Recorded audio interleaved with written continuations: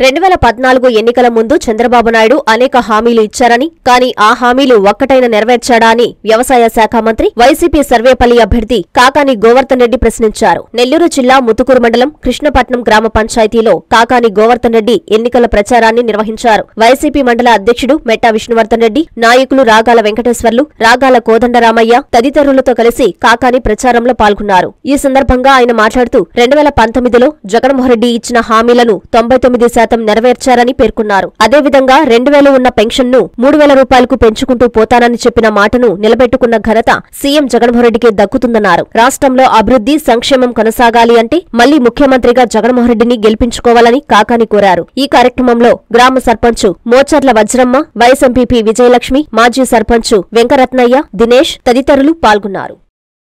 మీరు చెల్లించాల్సినటువంటి ప్రతి రూపాయి నేను చెల్లిస్తాను, మీరు ఎవ్వరూ భయపడాల్సినటువంటి అవసరం లేదు అన్నాడు. బాగానే ఉంది, రైతులు ఓట్లు వేశారు. ఆ తర్వాత చంద్రబాబు ఏ విధంగా 4 మడత పెట్టాడో ఒక్కసారి మీకు వినిపిస్తాను. రుణమాఫీలు ఇచ్చేసే 1 టైం సెటిల్మెంట్ అయిపోయింది.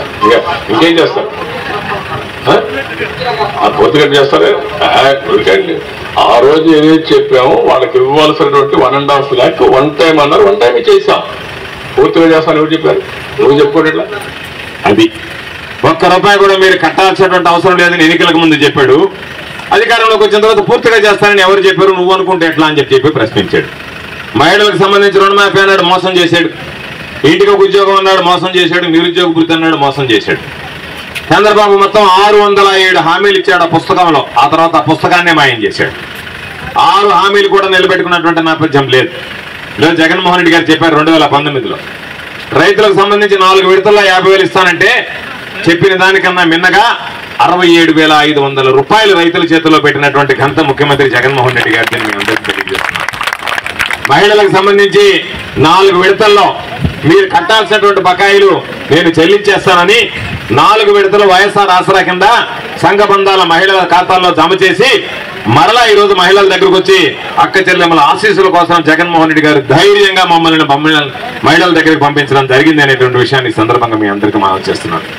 అమ్మఒడంటే 15,000 ఇచ్చాడు, విద్యాదీవెని ఇచ్చాడు, వసతి దీవెని ఇచ్చాడు, రజకులు, నాయ బ్రాహ్మణులు, టైలర్లకి ప్రతి సంవత్సరం 10,000 రూపాయలు ఇచ్చాడు.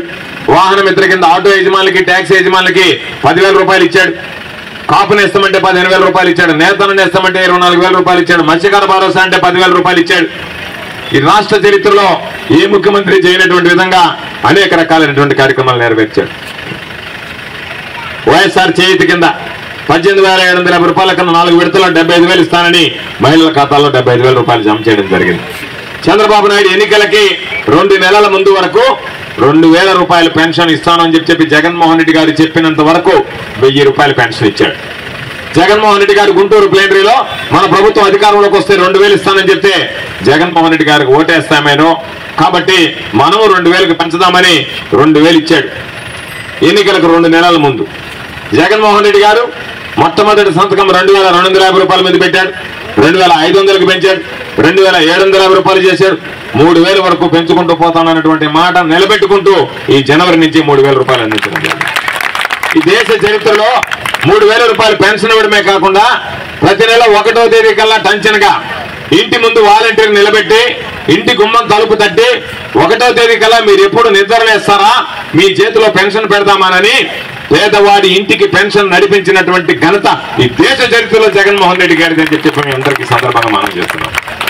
ఇటువంటి నేపథ్యంలో ఈరోజు మనం అందరం ఆలోచన చేయాల్సింది చాంతాడంత హామీలు ఇచ్చి ఎగ్గొట్టేటువంటి చంద్రబాబు కావాలన్నా, చెప్పినట్టుగా అమలు చేసేటువంటి జగన్మోహన్ రెడ్డి గారు కావాలన్నా నిర్ణయం తీసుకోవాల్సినటువంటి సందర్భం మీ అందరికీ మనం చేస్తున్నాం. ఈరోజు సర్వేపల్లి నియోజకవర్గానికి సంబంధించి నాకు ప్రత్యర్థిగా అల్లీపురం రెడ్డి పోటీ చేస్తున్నాడు. ఈ నియోజకవర్గంతో సంబంధం లేదు, రూరల్ నియోజకవర్గం. ఎంత సిగ్గు చేయటనేటువంటి విషయం అంటే రోజు వాట్సాప్ లో పెడతాడు కృష్ణపట్నంలో మొత్తం వైసీపీ ఖాళీ అయిపోయిందని. కృష్ణపట్నంలో వైసీపీ ఖాళీ అయితే ఇంతమంది ప్రజలు, నాయకులు, కార్యకర్తలు ఎక్కడి నుంచి వచ్చారనేటువంటి దానికి సోమిరెడ్డి సమాధానం చెప్పగలడా అని చెప్పి నేను ప్రశ్నిస్తాను. కాబట్టి నిద్ర లేస్తే ఏదో ఒకటి అబద్ధాలు వల్లివేయడం తప్ప సోమిరెడ్డి చేసినటువంటి అభివృద్ధిని గురించి చెప్పుకోలేకపోతున్నాడు. 2019లో ఓట్లు అడిగాడు, మరలా 2024లో ఓట్లు అడగడానికి వస్తున్నాడు తప్ప మధ్యలో ఏ ఒక్కరినైనా ఎప్పుడైనా పలకరించినటువంటి పరిస్థితులు ఉన్నాయో మీరు ఒక్కసారి ఆలోచన చేయండి. రండి, కదలి రండి, విక్రములను ఆశీర్వదించండి.